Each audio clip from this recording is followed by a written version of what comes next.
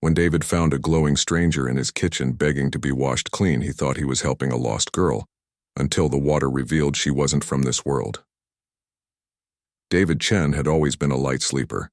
Working from home as a computer programmer for the past 3 years had made him even more sensitive to every little sound in his quiet neighborhood. So when the soft clicking noise came from his kitchen at 12:47 a.m., his eyes shot open immediately. At first he thought it might be his neighbor's orange tabby cat again. That sneaky little guy had figured out how to squeeze through the loose board in his back fence and sometimes wandered into David's yard looking for food. But this sound was different. It wasn't the usual scratching or meowing. It was more like someone gently tapping on glass. David rolled out of bed and grabbed his old baseball bat from the closet. He'd never actually used it for protection before, but holding it made him feel a little braver as he crept down the hallway. His heart was beating so loud he was sure anyone in the house could hear it. The house felt colder than usual as he made his way toward the kitchen. The old wooden floors creaked under his bare feet and he winced at each sound. When he reached the kitchen doorway, he stopped and listened carefully. Everything was quiet now, but something felt off. David flicked on the kitchen light and nearly dropped his bat in shock. A young woman was sitting on his kitchen floor, leaning against the refrigerator. But she wasn't like anyone he'd ever seen before. Her skin was so pale it almost seemed to glow, and it had a strange shimmer to it, like moonlight on water. Her eyes were huge and dark, taking up way more space on her face than normal eyes should. Her hair looked silver in the kitchen light, but when she moved her head slightly, it seemed to change to a deep blue color. She was wearing what looked like a jumpsuit made of some kind of metallic fabric, but it was torn and damaged. Dark stains covered most of it, and the same dark substance was smeared across her face and hands. She looked exhausted and scared. When she saw David standing there with the bat, she didn't scream or try to run. Instead, she just looked at him with those enormous eyes and whispered something in a voice that sounded like music. "Please," she said, her words coming out slowly and carefully, like she was struggling with each one. "Please wash me." David blinked hard, wondering if he was still dreaming. This couldn't be real. People didn't just appear in your kitchen at midnight asking to be washed, especially not people who looked like they'd stepped out of a science fiction movie. But when he opened his eyes again, she was still there. Still looking at him with that desperate expression, still covered in whatever that dark stuff was. "Wash me," she repeated, pointing to the stains on her skin and clothes with shaking hands. "Help. Please help." David set the bat down slowly, keeping his hands visible so he wouldn't scare her. His mind was racing. He should probably call the police, or an ambulance, or maybe both. But something about the way she looked at him made him hesitate. She seemed genuinely hurt and frightened. Not dangerous. "Are you injured?" he asked gently, taking a small step closer. She nodded vigorously, then pointed to the dark stains again. "Poison," she said, the word coming out clearer than the others. "Poison on skin. Need wash. Need help." David noticed that wherever the dark substance touched her skin, it looked irritated and red. Whatever it was definitely hurting her. His instinct to help people in trouble kicked in, overriding his confusion and fear. "Okay," he said softly, the way you might talk to a frightened animal. "Okay, let me help you." He moved to the kitchen sink and turned on the tap, testing the water temperature with his hand. The woman watched every movement he made, her strange eyes following him with intense focus. "Can you stand up?" David asked. She tried to push herself up from the floor but immediately stumbled. David caught her arm to steady her and was surprised by how light she felt. Her skin was warm but had an unusual texture, almost like silk. "Let's get you to the bathroom," he said. "The water pressure is better there and I have soap and towels."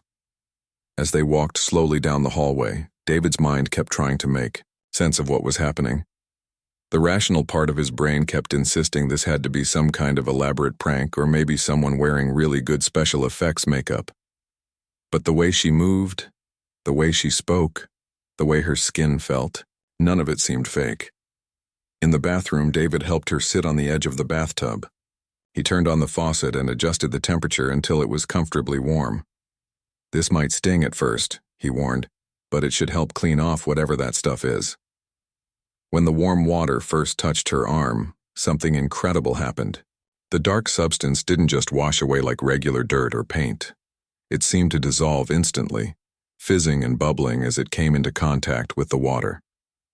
Underneath, her skin looked completely different, healthier, brighter, with those same silvery patterns that seemed to move and shift in the light. The woman gasped with relief, a sound that was almost like singing. "Yes," she breathed. "Yes, thank you. Water helps. Water heals." As David continued to help rinse the dark substance from her arms and hands, he noticed that she was becoming more alert and responsive. Her eyes seemed brighter, and her words were getting clearer. "What is your name?" David asked as he handed her a clean towel. She looked at him thoughtfully, as if trying to figure out how to translate something. "My sound name is..." She made a series of musical notes that David couldn't possibly repeat. "But your mouth sounds Kira. Call me Kira." "I'm David," he said. "And I have to ask, where did you come from? How did you get into my house?" Kira pointed toward the back of the house in the direction of the forest that bordered his property. "My travel shell broke. Fell from Skypath 3 sun cycles ago, have been hiding. Poison from broken shell making me sick." David felt his worldview shift completely in that moment. Travel shell, Skypath. This wasn't someone playing a prank or wearing makeup. This was someone, completely outside his understanding of what was possible. "You're not from here," he said quietly. It wasn't really a question. Kira shook her head. "Not from your world place, but needed help. Sensed kind energy from you, safe feeling." As crazy as it sounded, David found himself believing her. Everything about this situation was impossible, but here it was happening anyway. And despite the shock and confusion, he realized he wasn't afraid anymore. Kira might be from somewhere else entirely, but she was clearly just someone in trouble who needed help. "Well," David said, surprising himself with how calm his voice sounded, "let's get you completely cleaned up first. Then we can figure out what to do next." Kira smiled for the first time since he'd found her, and her whole face seemed to light up from within. "Thank you, David, from this world place. Thank you for washing away the poison." As he helped her rinse the last of the dark substance from her hair, David wondered what he'd gotten himself into. But looking at Kira's grateful expression, he realized he didn't regret his decision to help. Whatever came next, at least he'd done the right thing in this moment. He just hoped they both lived to see what tomorrow would bring. The next morning, David woke up wondering if the whole thing had been some kind of weird dream. But when he walked into his living room, there was Kira, sitting cross-legged on his couch, staring out the window at his backyard with fascination. She looked completely different in the daylight. The strange shimmer in her skin was more obvious now, and her hair definitely changed colors depending on how the light hit it. She was wearing one of his old t-shirts and a pair of sweatpants that were way too big for her, but she seemed comfortable. "Good morning," David said carefully, still not entirely sure this was real. Kira turned to him with a bright smile. "Morning time greeting, David. I watched your sun star rise. Very beautiful from this angle view." Her English was already much better than the night before, though she still spoke in an unusual way that made everything sound like poetry. "How are you feeling?" David asked, sitting down in the chair across from her. "Much better. The poison hurt is almost gone." She held up her hands, and David could see that the red irritation from the night before had completely disappeared. Her skin looked healthy and had that strange, subtle glow to it. "That's incredible," David said. "Most people would need days to heal from something like that." "Water is life force for my people," Kira explained. "Clean water heals us, makes us strong. But the poison from my broken travel shell? It blocks the healing, makes water not work properly." David had been trying not to think too hard about the whole travel shell thing, but his curiosity was getting the better of him. "Your travel shell? That's your spaceship, right?" Kira nodded. "Yes, but much more than simple moving machine. It keeps life air around me, protects from harmful sun rays, feeds me proper nutrients. Without it..." She gestured to herself. "I become weak, confused. Cannot think clearly or speak your word sounds well? Is that why you could barely talk last night? Yes. 3 days without my shell's protection. Very dangerous for someone like me. David got up and made coffee, his morning routine helping him feel more normal despite the completely abnormal situation. Do you want some breakfast? I don't know what your people eat, but I have eggs, bread, fruit. Kira's eyes lit up with interest. I would like to try your food items. Everything here is so different from home place. As David cooked scrambled eggs, Kira watched every step with intense curiosity. She asked questions about everything. Why? Did he crack the shells? Why did the eggs turn solid when heated? What made the bread so soft and full of air bubbles? Your world has many fascinating things, she said, taking her first careful bite. Her face immediately brightened. This is wonderful. So much flavor complexity. I'm glad you like it, David said, sitting down with his own plate. Can you tell me about your world? What's it like? Kira's expression became dreamy and a little sad. Very different from here. Much water everywhere, great flowing rivers, deep clear pools, mist that rises from warm springs. My people live near water always. We need it to stay healthy and strong. It sounds beautiful. It is. But also, she paused, seeming to search for the right words. More simple than here. We have harmony, peace, but not so many interesting discoveries. Your world has thousands of different tastes, colors, experiences. Even your air smells of many things. David had never thought of Earth as particularly exciting, but seeing it through Kira's eyes made him appreciate it differently. After breakfast, David called his work and told them he had a family emergency and wouldn't be in for a few days. It wasn't exactly a lie. This definitely qualified as an emergency, even if Kira wasn't technically family. I need to know more about your situation, David said as they settled back in the living room. Are you hurt? Are there others looking for you? Kira's expression grew more serious. Yes, my people will search for me, but not immediately. They believe I am on a long-distance mission. Will not expect contact for many of your day cycles. How many days do we have? Perhaps 10, maybe 15 of your sunrises before they become worried. And your ship, your travel shell, can it be fixed? Kira sighed deeply. I do not know. The impact damaged the life support systems badly, without proper tools and materials. She shrugged helplessly. David felt a strange protectiveness toward this unusual person who had literally dropped into his life. Well, we'll figure something out, but first you need to get stronger, right? You said water helps? Yes, but not just any water. Must be very clean, very pure. Your metal tube water is better than nothing, but not ideal for healing. David thought for a moment. There's a natural spring about 20 minutes from here. I used to go there hiking. The water is supposed to be really pure. People come from all over to fill bottles there. Kira's eyes widened with excitement. Natural spring water? That would be perfect for proper healing ceremony. Healing ceremony? My people have special ways of using water for health and strength, but needs right type of water, right setting.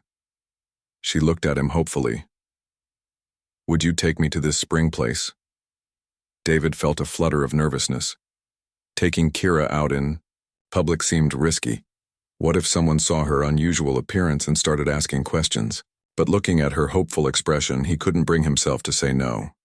We'll need to be careful, he said finally. You look different. People might stare or ask questions we can't answer. Kira nodded seriously. I understand. We'll try to appear more like your people. Over the next hour, David helped Kira prepare for their trip to the spring. He found her a baseball cap to cover her color-changing hair and a pair of sunglasses to hide her unusually large eyes. She practiced walking more like a regular person instead of the fluid, graceful way she naturally moved. How do I look? She asked, striking a pose. David had to smile. Even with the hat and glasses, there was something unmistakably otherworldly about her. But it would have to do. You look great, he lied gently. Just remember, don't talk too much to strangers. And if anyone asks, you're my cousin visiting from Somewhere far away. Cousin? Kira repeated, testing out the word. Yes, I can be Cousin Kira.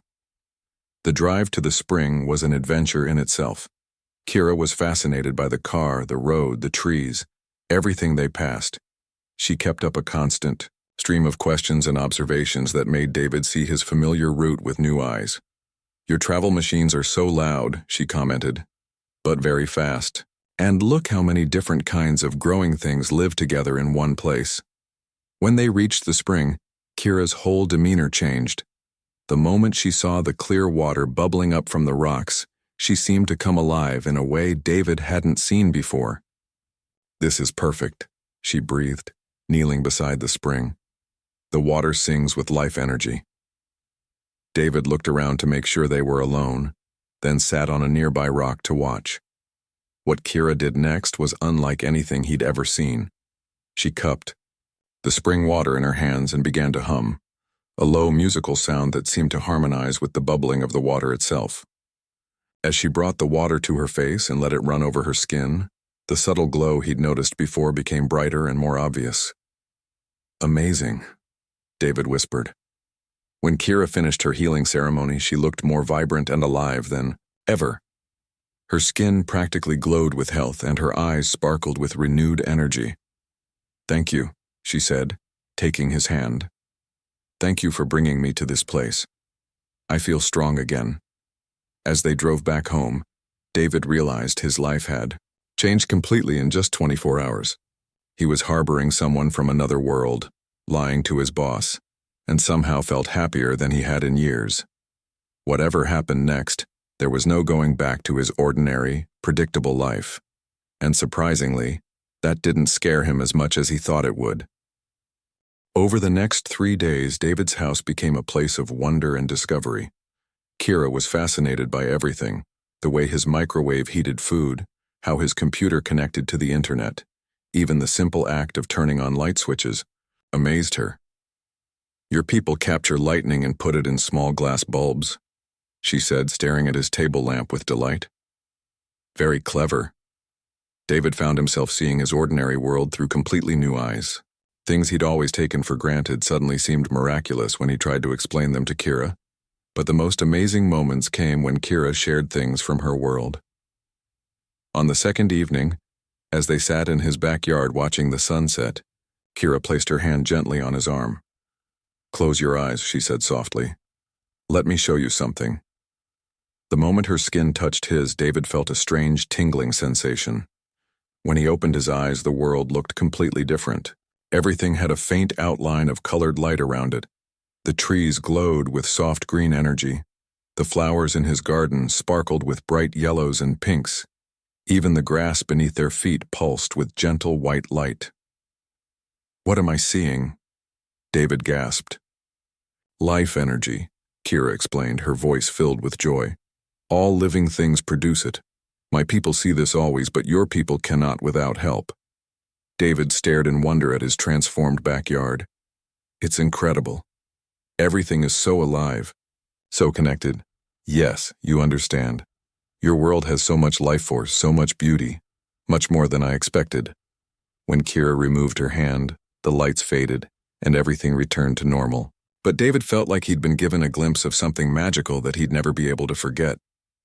In return, David showed Kira human movies, music, and books. She was particularly fascinated by love stories and comedies. Your people experience such complex emotion feelings, she said, after they watched a romantic movie together. On my world, we have affection and care, but this thing you call love, it seems much deeper, much more powerful. You don't have love on your planet? David asked, surprised. Kira tilted her head thoughtfully. We have bonding, partnership, for life-creating purposes. But this passionate feeling, this willingness to sacrifice everything for another person, this is new to me. Something in the way she looked at him when she said this made David's heart skip a beat. Over the past few days, he'd found himself thinking about Kira more and more. She was unlike anyone he'd ever met, not just because she was from another world, but because she was kind, curious, and had a way of making him feel more alive than he had in years. On the fourth day, Kira taught David some words in her language. Her native tongue was beautiful, all flowing sounds and musical tones that seemed impossible for a human mouth to make properly. This word means gratitude beyond words, and she said, making a series of melodic notes. It is what I feel toward you, David. I'm just glad I could help, David said, though her words made him feel warm inside. No, you do not understand. In my culture, when someone saves your life and cares for you without expecting anything in return, it creates a sacred bond. You are now part of my heart family forever. David felt his cheeks grow warm. Heart family? Closer than blood relations, deeper than friendship. It means I would do anything to protect you just as you protected me. That afternoon, while David was working on his computer, Kira grew unusually quiet. When he looked over at her, she was staring out the window with a worried expression. What's wrong? He asked. I have been thinking about my situation, she said slowly, about my broken travel shell and my people who will come looking. David set aside his laptop and gave her his full attention. What about it? If they find me like this, living in your house, learning your ways, and they will not understand. My people value purity, tradition. They will think I have been contaminated by too much contact with your world. What would happen? Kira's eyes filled with sadness. They would take me away immediately, and they might decide that you are a threat who knows too much about us. David felt a chill run down his spine. Are you saying they might hurt me? I do not know. My people are not violent, but they are very careful about keeping our existence secret from other worlds. If they think you might tell others about me. The implication hung in the air between them.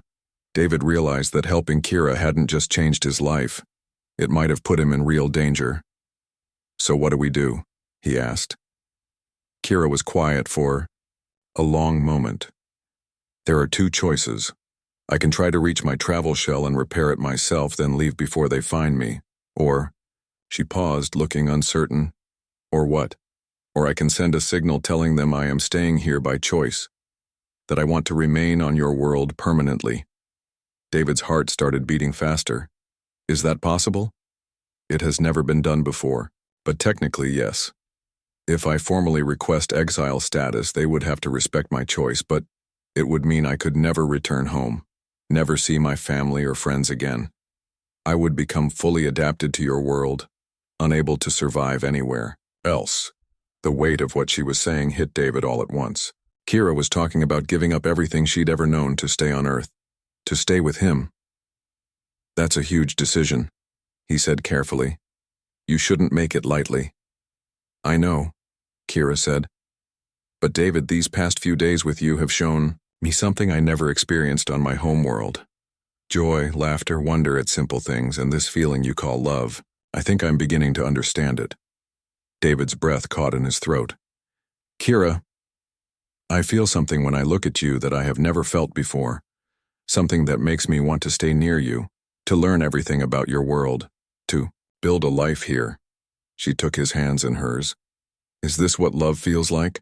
David looked into her large, expressive eyes and realized that somewhere along the way, he'd fallen completely for this extraordinary woman from another world.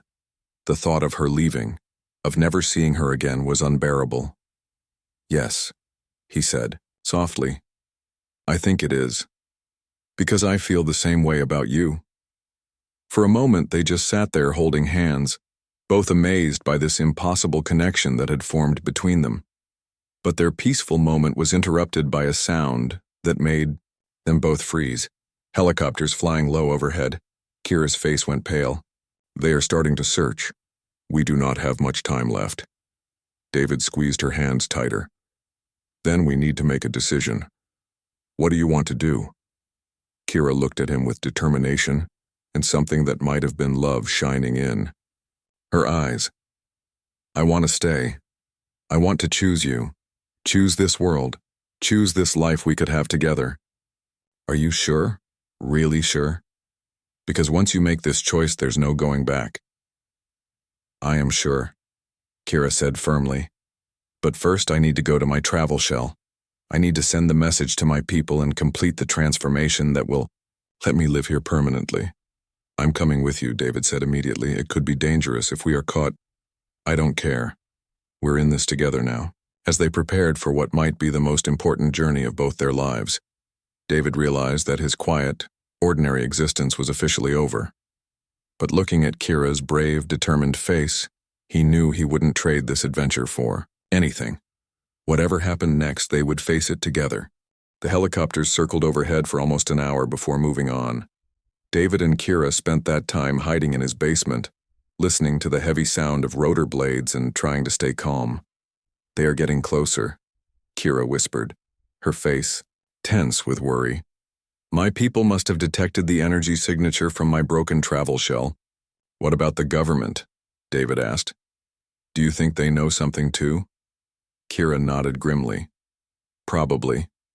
When travel shells crash, they sometimes leave traces that your technology can pick up. Strange readings, unusual electromagnetic patterns. As if to prove her point, David's phone buzzed with a news alert. He read it quickly and felt his stomach drop. Listen to this, he said. Unusual seismic activity reported in the National Forest. Geology experts baffled by readings that don't match any known natural phenomena. Area temporarily closed to hikers while investigation continues. That is where my shell came down, Kira said quietly. They have found the crash site. David put his arm around her, feeling her trembling slightly. Hey, it's going to be okay, we'll figure this out. But even as he said it, David wasn't sure he believed it. The situation was getting more dangerous by the hour. Over the next 2 days, things got worse. Government vehicles started patrolling their neighborhood more frequently. David noticed the same black SUV driving past his house multiple times each day. When he went to the grocery store, he could swear he saw the same man in a suit, watching him from across the parking lot. The worst part was that Kira was getting weaker again. I need to return to my travel shell soon, she told him on the 6th day. The healing from the spring water was temporary. Without the proper life support systems, my body is starting to shut down.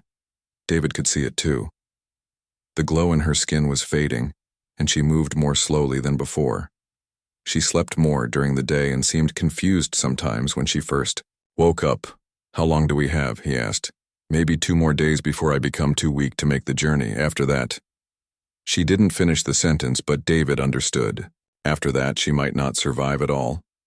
That evening, as they were eating dinner, David's neighbor, Mrs. Rodriguez, knocked on his door. She was a sweet elderly woman who had lived next door for 30 years and always brought him cookies at Christmas. Hello, David, she said with a concerned smile. I hope you don't mind me asking, but is everything all right? I've noticed you haven't been going to work, and there have been some unusual sounds coming from your house. David felt panic rise in his chest. Unusual sounds? Well, sometimes it sounds like someone singing, but in a language I don't recognize. And yesterday I could have sworn I saw a strange light coming from your bathroom window around midnight. David's mind raced. The singing must have been Kira's healing ceremonies, and the light was probably the glow from her skin during the water rituals. Oh, that, David said, trying to sound casual. My cousin is visiting from, Finland. She's been sick, so she's been doing some traditional healing practices. You know how it is with old family remedies. Mrs. Rodriguez looked relieved. Oh, of course, I'm so sorry to bother you. I hope she feels better soon. She paused. You know, some government people came by yesterday asking if I'd noticed anything unusual in the neighborhood. I told them about the singing and the lights. I hope that was okay. David's blood turned to ice. Government people? Yes, they said they were investigating some kind of atmospheric disturbance in the area. Very official looking. They left me a card in case I noticed anything else. After Mrs. Rodriguez left, David found Kira in the living room with tears streaming down her face. She told them about me, Kira said sadly. Your neighbor friend meant no harm, but now they know exactly where to look. David sat beside her and pulled her close. It's not her fault. She was just being a good neighbor, but you're right. We're running out of time. We need to leave tonight, Kira said with determination. If we wait any longer, they will surround this place and we will have no chance of reaching my travel shell. David nodded. though the thought of what they were about to attempt terrified him. What do we need to do? Pack light. Bring water. Lots of clean water. And... Kira hesitated. David, you should know that once we start this journey, everything changes. If we are caught, if something goes wrong, right, your old life will be over forever. My old life was over the moment I found you in my kitchen, David said honestly. I chose this path and I choose it again now. Kira smiled through her tears. Then we go together. They spent the next few hours preparing. David packed his camping gear, bottles of spring water, and some basic supplies. Kira performed one more healing ceremony in his bathtub, trying to gather as much strength as possible for the journey ahead. As midnight approached, they slipped out of David's house through the back door. The neighborhood was quiet, but David noticed the black SUV parked at the end of his street. They would have to be very careful. Moving through his backyard and into the woods behind his house, they began the long hike toward the crash site. Kira knew the way, guided by some kind of connection to her travel shell that David didn't fully understand. I can feel it calling to me, she explained as they walked through the dark forest. Like a song only I can hear. The hike was harder than David had expected. The terrain was rough, and they had to avoid the main trails where they might encounter search teams. Kira was weaker than she wanted to admit, and David found himself helping her more and more as the night went on. After about 3 hours of walking, they heard voices in the distance. Search Team 3, report your position. We're at grid reference 7 Alpha. No sign of the anomaly source yet. David and Kira crouched behind a fallen tree, hardly daring to breathe. Flashlight beams swept through the forest around them, sometimes coming terrifyingly close. They have divided into groups to cover more ground, Kira whispered. Very organized, very thorough. How much further? David asked. Not far now. Maybe 20 more minutes, but... Kira pointed ahead to where more flashlights were visible between the trees. They are very close to my travel shell location. David realized they were caught in a closing net. The search teams were systematically covering the entire forest, and Kira's ship was right in the middle of their search pattern. We need a distraction, he said. Something to draw them away from your ship long enough for us to get there. Kira looked at him with admiration and worry. What are you thinking? David pulled out his cell phone and called 911. Hello. I'd like to report suspicious activity, he said when the operator answered. I'm camping near Miller's Ridge, and I can see what looks like someone with flashlights breaking into cars in the parking area. There are several people involved and they might be armed. He gave them coordinates that were about a mile away from where they actually were, then hung up. That should bring police to the wrong location and create some confusion, David explained. It might buy us the time we need. Sure enough, within minutes they could hear radio chatter as some of the search teams were redirected to respond to the reported break-ins. You are very clever, Kira said, squeezing his hand. No wonder I fell in love with your beautiful mind. Even in the middle of their dangerous situation, David felt his heart leap at her words. You love me? Yes, Kira said simply. I love you, David, from Earth. Whatever happens tonight, I wanted you to know that. I love you too, David replied, meaning it completely. With the search teams distracted, they made their final push toward Kira's travel shell. As they got closer, David began to see a strange glow through the trees ahead. Is that it? He asked. Yes, Kira breathed, her pace quickening despite her exhaustion. My beautiful ship. I can feel her calling to me. But as they reached the edge of the clearing where the ship had crashed, they stopped in shock. They weren't alone. 3 figures in silver suits were already there, working on the damaged craft with tools that seemed to glow with their own inner light. My people, Kira whispered. They found it first. David felt his heart sink. After everything they'd been through, they were too late. But then Kira surprised him by stepping boldly into the clearing. Hello, my clan brothers, she called out, in her musical language. The 3 figures turned, and David got his first look at others of Kira's species. They were tall and graceful, with the same luminous skin and large eyes, but they seemed somehow colder than Kira. More distant. They began, speaking rapidly in their musical language, their voices rising with what sounded like anger and concern. David couldn't understand the words, but their body language made it clear they were not happy to see Kira. The conversation went on for several minutes, with Kira's responses growing more defiant and determined. Finally, she turned back to David. "They want me to come home immediately," she said. "They say I have been contaminated by too much contact with your world, that my judgment is compromised." "What did you tell them?" Kira smiled. And in that smile, David saw all the love and determination that had brought them this far. "I told them I am making a formal request for exile status. I told them I choose to stay here, with you, forever." The reaction from the three visitors was immediate and dramatic. Their voices rose in what David could only assume was protest and shock. But Kira stood her ground, holding David's hand tightly as she faced the most important decision of her life. The three visitors from Kira's world stood in stunned silence for what felt like forever. Then the tallest one, who seemed to be their leader, began speaking in rapid musical tones that sounded angry and urgent. "What are they saying?" David whispered. Kira's face was tense as she listened. "They are telling me this is impossible, that no one from our world has ever chosen exile. They say I am sick, confused by alien influences, and that I cannot make such a decision in my current state." The leader stepped closer to Kira, his large eyes fixed on her with what looked like deep concern. When he spoke again, his voice was gentler, almost pleading. "Now he is saying that my family mourns for me," Kira translated, her voice trembling slightly. "That my birth mother cries every day thinking I am lost.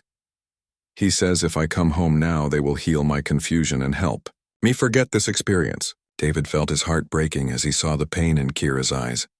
He couldn't imagine how hard it must be to give up everything and everyone she had ever known. "Kira," he said softly, "if you want to go home, I understand. I don't want you to sacrifice your whole world for me." She turned to him with fierce determination. "David, do you remember what I told you about heart family? About sacred bonds?" "Yes. On my world, we have peace and harmony, but we do not have this." She gestured between them. "We do not have love that makes you willing to give up everything. We do not have the joy I feel when you laugh, or the warmth I feel when you hold my hand. I cannot go back to a life without these feelings." Kira turned back to her people and began speaking in her own language, her voice growing stronger and more confident with each word. David could tell she was making some kind of formal declaration. The three visitors looked shocked and saddened by whatever she was saying. The leader tried to interrupt several times, but Kira continued speaking with unwavering determination. Finally, she finished, and there was complete silence in the clearing. The leader spoke one last time, his voice heavy with sadness. Then all three visitors bowed deeply to Kira, in what seemed like a gesture of farewell and respect. "It is done," Kira said, tears streaming down her face. "They have accepted my choice." "What happens now?" David asked. "They will use my travel shell to send a message to our homeworld, officially recording my exile status. Then they will destroy the ship so no trace remains for your people to find." One of the visitors had approached Kira's crashed ship and was doing something to the control panel. The craft began to glow brighter, and David could hear a soft humming sound. "The message is being sent," Kira explained. "In a few minutes, everyone on my world will know that I have chosen to stay on Earth permanently." The leader came over to Kira one final time. He placed his hands on her shoulders and spoke softly in their musical language. When he finished, he did something that surprised David. He turned to David and spoke directly to him. "What did he say?" David asked after the leader had stepped back. Kira wiped tears from her eyes. "He said that he can see why I made this choice, that you have kind energy and a good heart. He asked me to translate his words to you." "What words?" He said, "Take care of our sister. Love her as she deserves to be loved. and know that you have gained not just a partner, but the eternal gratitude of her people for showing her such kindness. David felt overwhelmed by the weight and solemnity of the moment. Tell him I promise. Tell him I'll spend my whole life making sure she's happy. Kira translated David's words and the leader smiled, the first warm expression David had seen from any of the visitors. Just then they heard voices and saw flashlights approaching through the trees. The government search teams had finally found the real crash site. The three visitors immediately began working faster on the ship. The leader spoke urgently to Kira. They need to leave now, Kira explained, and they need to complete the destruction of my travel shell before your people arrive. But wait, David said. What about the final transformation you mentioned? Don't you need to do something to adapt permanently to Earth? Kira's eyes widened. Yes, I almost forgot in all the emotion. She hurried to her damaged ship and placed her hands on what looked like a control crystal. The crystal began to glow, and Kira's whole body was surrounded by a soft, silvery light. This will change my biology permanently, she explained as the light grew brighter. After this, I will be able to live on Earth without any special life support. But I will never be able to survive in my homeworld's atmosphere again. Are you sure? David asked one last time. I am sure, Kira said firmly. I choose you. I choose Earth. I choose our future together. The silvery light reached its peak intensity and David had to shield his eyes. When it faded, Kira looked different somehow, still beautiful and otherworldly, but more solid, more present. The faint shimmer in her skin had changed to something that looked almost like a very subtle tan. It is finished, she said, and her voice sounded slightly different too, warmer, more human-like. The three visitors quickly finished their work on the ship. The leader gave Kira one final embrace, spoke a few words that sounded like a blessing, and then all three of them simply vanished into thin air. David blinked in amazement. Where did they go? Back to their own ship, which is hidden nearby, Kira explained. They will leave Earth now and report my decision to our people. Just then, her damaged travel shell began to dissolve, breaking apart into tiny points of light that scattered on the wind like fireflies. Within minutes, there was no trace left that it had ever existed. Freeze! Put your hands up! Bright floodlights suddenly illuminated the clearing as government agents emerged from the forest, weapons drawn. David and Kira slowly raised their hands, squinting in the harsh light. We've been tracking electromagnetic anomalies to this location, one of the agents called out. What are you doing here? David's mind raced. They needed a story, and fast. We're lost hikers, he called back. We saw some strange lights and came to investigate. We thought maybe someone was in trouble. The agents approached cautiously, their equipment beeping and clicking as they scanned the area. These readings don't make sense, one agent said to another. There was definitely something here, but now it's like it never existed. They questioned David and Kira for over an hour, but with no physical evidence and a plausible story about being lost hikers, the agents eventually had to let them go with just a warning about staying out of restricted areas. As they walked back, through the forest toward David's house, Kira stumbled with exhaustion. The transformation had taken everything out of her. How do you feel? David asked, supporting her weight as they walked. Different, Kira said thoughtfully. Heavier somehow, but also more anchored. Like I truly belong here now. Any regrets? Kira stopped walking and turned to face him in the moonlight. Look at me, David. Do I look like someone with regrets? Her face was glowing with happiness and love. And David realized that despite everything they'd been through, despite all the danger and uncertainty, she looked more at peace than he'd ever seen her. No, he said, pulling her into his arms. You look like someone who's exactly where she wants to be. 6 months later, David and Kira were living in a small cabin by a crystal-clear lake in the mountains. They'd sold David's house and moved somewhere remote where Kira could perform her daily water ceremonies without attracting attention. The government had eventually classified their case as unexplained phenomena and moved on to other investigations. David had found work as a freelance programmer, which let him work from anywhere with an internet connection. Kira had adapted beautifully to Earth life. She'd learned to drive, discovered a love for cooking, and had even started teaching meditation classes to the locals, though they didn't know her techniques came from another world. Every evening, David would sit by the lake and watch Kira perform her cleansing ritual in the clear mountain water. She still glowed softly during these ceremonies, but now it looked like nothing more than beautiful moonlight on her skin. "Do you ever miss your homeworld?" David asked one evening as they sat together watching the sunset. Kira smiled and took his hand. "This is my homeworld now. You are my home." "Even though you can never go back?" "David," Kira said, turning to face him fully, "do you remember what you told me about love? That it means being willing to sacrifice everything for the person you care about?" "Yes. I finally understand what you meant.